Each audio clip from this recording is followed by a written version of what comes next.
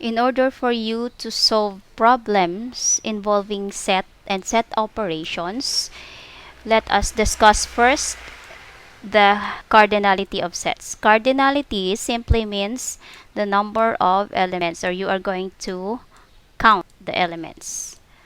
Okay.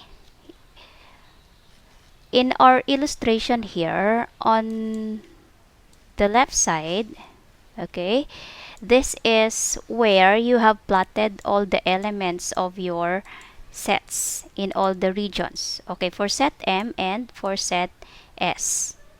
And on our right side, we have here the Venn diagram or the illustration in which you have already plotted the cardinality of sets. Okay, take a look in this region of your Venn diagram here.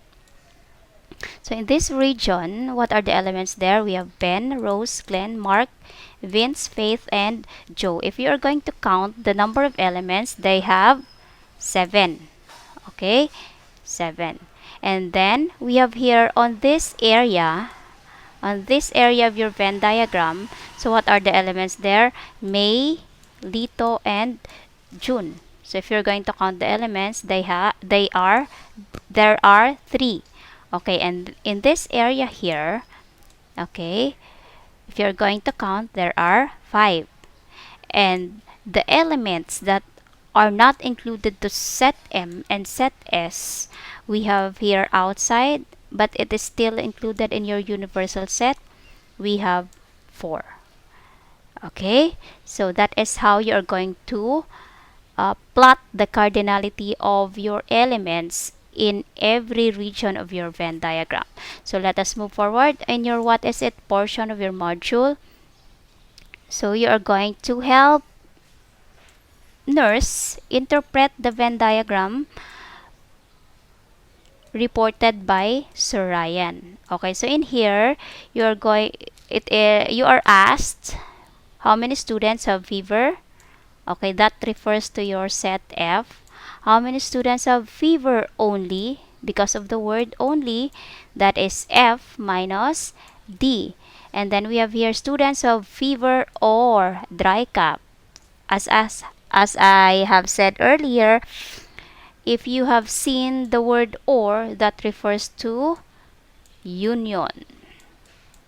Okay, so that is F union D. Okay, next. We have our example here. How many students who have fever? How are you going to answer that? That is your set F. Okay. How many? So that is cardinality. Okay, so this region here, the shaded region, yellow region of your Venn diagram, is your set F. And those are also the students of fever. Okay, so we have Ben, Rose, Glenn, Mark, Vince, Faith, Joe, May, Lito, and June. So you're going to list it down here. And if you're going to count, there are 10 elements. So therefore, cardinality of set F is 10. Take note, how are you going to write cardinality? Cardinality of set F is equals to 10. Now next, let us move to another example. How many students who have fever only? Okay, because of the word only, we are referring to this region of your Venn diagram, the shaded yellow region here. We are going to remove the set D because set D here refers to the students who have dry cough.